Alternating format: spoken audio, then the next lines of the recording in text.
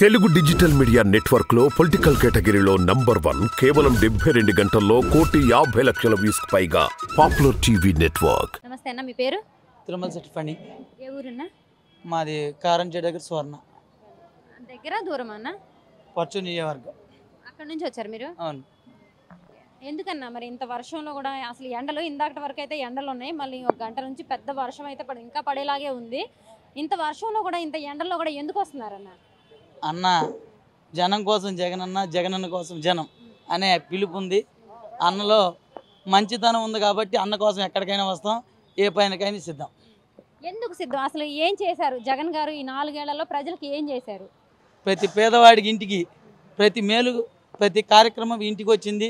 అన్న పేదవాడిని కనిపెట్టుకొని ఉన్నాడు. దళారీ వ్యవస్థ మొత్తాన్ని మారుమోపించాడు. ప్రతి కార్యక్రమం ప్రతి నేరుగా ప్రజల్లోకి జరుగుతుంది కాబట్టి జగనన్న కోసం మేము సిద్ధంగానే ఉన్నాం. మరి అన్నీ జగనన్న మంచిగా చేశారంటున్నారు, కానీ జగనన్న ఈ అమ్మఒడి ఇలాంటి చిన్న చిన్న పథకాలు ఇచ్చేసి 10 రూపాయలు ఇచ్చేసి ప్రజల దగ్గర రేట్లు పెంచేసి 100 రూపాయలు దోచుకున్నాడు అంటున్నారు కదన్న. అది అన్నీ తెలియదేం కాదు, ఆ రాజకీయ నాయకులు అందరికీ తెలుసు. ఆ టయాన ఉన్న చంద్రబాబు నాయుడే ఏమి ఇవ్వలేకపోయాడు. ఇప్పుడున్న చంద్రబాబు నాయుడు లాంటి వాడికే అన్నీ తెలుసు. 40 సంవత్సరాల ఇండస్ట్రీ అన్నాడు, సింగపూర్ అన్నాడు, అమెరికా అన్నాడు, లండన్ అన్నాడు. ఆ లండన్ అమెరికా ఇంతవరకు ఇక గుంటూరుని అన్న సింగపూర్ని చేస్తా అన్నాడు. ఈ గుంటూరులో మురుగు కాలువ బాటల అన్న సింగపూర్ ఏదో ఒకసారి చూపిమ్మను చంద్రబాబు నాయుడు గారు. 40 సంవత్సరాల ఇండస్ట్రీ. అదేంటన్నా, అసలు డెవలప్మెంట్ కావాలంటే హైదరాబాద్కి ఐటీ తెచ్చింది చంద్రబాబు నాయుడు గారే. అసలు ఇక్కడ ప్రజలకి సెల్ ఫోన్ కూడా తెలీదు, సెల్ ఫోన్ తీసుకొచ్చింది కూడా చంద్రబాబు నాయుడు గారే. మరి అలాంటి అభివృద్ధి కావాలంటే మళ్ళీ బాబు గారే రావాలని అంటున్నారు కదన్నా. బాబు గారు వస్తే మళ్ళీ అందరం బాబు గారు వస్తే దళారీ వ్యవస్థ, ఆయన నారాయణ గారు, ఆయన ఆయన ఆయన ఆయన కుటుంబ సభ్యులు ఉన్నారు, అనుకోక కుటుంబ సభ్యులు. ఆ కుటుంబ సభ్యులకు దోచిపెడటానికి హైదరాబాద్ మొత్తం రామోజీరావు ఫిలిం సిటీకే దోచిపెట్టాడు. ఇక్కడ గుంటూరు, విజయవాడ మొత్తం దోచిపెట్టేవాడు. సగం ఆయన మొత్తం పోయింది ఆయన వల్లే. అందుకే వైజాగే మారింది. అదే కారణం. మరి అమరావతి విషయానికి వస్తే, అమరావతి రైతులకి జగన్ గారు అన్యాయం చేశారు, రాజధాని లేకుండా చేశారు జగన్ గారు అని అంటున్నారు కదా. అమరావతి చేసింది ఒక రాజధాని అనేది ఉండాలి, కరెక్టే. కానీ 3 రాజధానులు చేస్తే మంచిదేగా. 3 ప్రాంతాలు డెవలప్మెంట్ అయితే విశాఖపట్నమైనా రాజధానిగా. రూపాయి పెట్టకుండా డెవలప్మెంట్ అవుతుందంటే మనం కూడా సంతోషించాల్సిన కార్యక్రమం. దానికి జగనన్నకు మేము మద్దతు తెలుపుతున్నాం.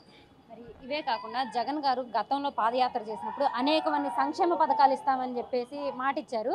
మరి ఆయన మాట ఇచ్చినట్టు ఆ సంక్షేమ పథకాలన్నీ నెరవేర్చారా పేద ప్రజలకి?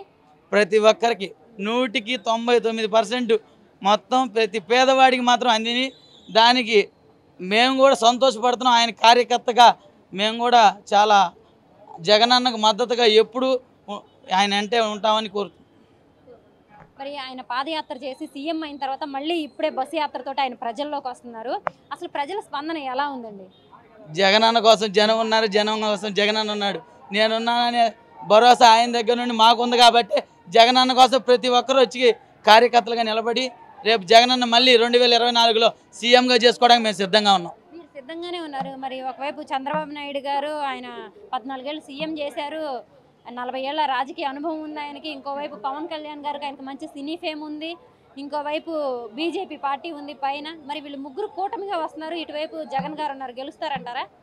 జగనన్నను చూసి ఒక్కరిగా రాలేక ముగ్గురు కలిసి పోటీ చేస్తున్నప్పుడే జగనన్న గెలిచినట్టు. జగనన్న విజయానికి ఒకళ్ళు చెబితే విజయం అని కాదు, ప్రజల్లో ఉన్నాడు జగనన్న. జగనన్న కోసం ప్రజలు పనిచేస్తారు. జగనన్న కోసం ప్రతి పేద ప్రజలు మొత్తం మద్దతు ఉంది. ప్రతి ఒక్క కులం మతం లేకుండా ప్రతి ఒక్కళ్ళు జగనన్న కోసం సిద్ధంగా ఉన్నారు. మరి ఈ వాలంటరీ వ్యవస్థ, సచివాలయ వ్యవస్థ ఎలా పనులు చేసిందండి ఈ 4 ఏళ్ళు? గాంధీ తాత కలగన్న రాజ్యాన్ని తెచ్చాడు జగన్మోహన్ రెడ్డి. మన ఇవాళ ఎంఆర్ఓ ఆఫీస్కి 2019కు ముందు ఎంఆర్ఓ ఆఫీస్కి వెళ్ళాలంటే చాలా ఇబ్బందులు పడ్డాం, చాలా ఇబ్బందులు ఉన్నాయి. అటువంటిది ఈరోజు ఎంఆర్ఓ ఆఫీస్కి వెళ్లకుండా నీకు ఇంటి వరకు పరిపాలన చేస్తున్నారని అది గొప్పతనం. ఇంతకుముందు కార్డు రావాలంటే ఎవడన్నా పోతే ఇచ్చేవాడు చంద్రబాబు నాయుడు. ఇప్పుడు అది ఏం లేదమ్మా. ప్రతి ఒక్కళ్ళకి ఒక ఊర్లో అర్హులైన ప్రతి ఒక్క కుటుంబానికి ప్రతి పథకం చేరుతుందంటే అది జగన్మోహన్ రెడ్డి పెట్టిన ప్రతి ఈ వ్యవస్థ వల్లనే జరుగుతుంది. ఓకే అండి, మరి ఇప్పుడు ఈ 2024 ఎన్నికల్లో మళ్ళీ జగన్ గారు సీఎం అవుతారా?